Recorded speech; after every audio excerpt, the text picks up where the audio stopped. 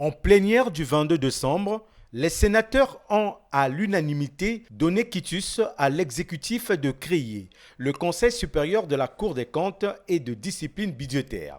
Au terme des débats sur le projet de loi fixant la composition, l'organisation et le fonctionnement du Conseil supérieur de la Cour des comptes et des disciplines budgétaires, et après avoir examiné le rapport de l'Assemblée nationale sur la question, les vénérables sénateurs membres de la Commission ont adopté à l'unanimité et sans amendement le dit projet de loi et le présent rapport.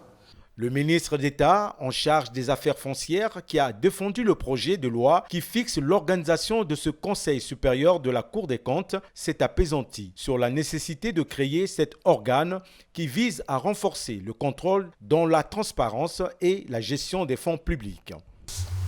L'article 2 du projet de loi en examen précise que le président de la République garantit l'indépendance de la Cour de comptes et de discipline budgétaire à travers le Conseil supérieur de la Cour de comptes et de discipline budgétaire.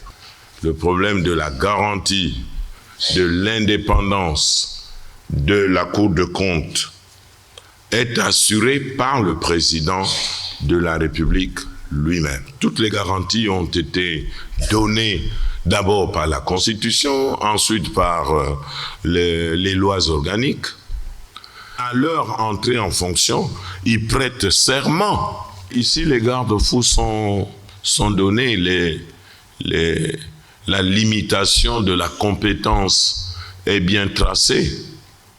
Hormis l'approbation du projet de loi qui va instituer le Conseil supérieur de la Cour des comptes, la Chambre haute du Parlement a aussi validé le projet de loi portant création de la Caisse congolaise d'amortissement des emprunts souscrits par la République du Congo.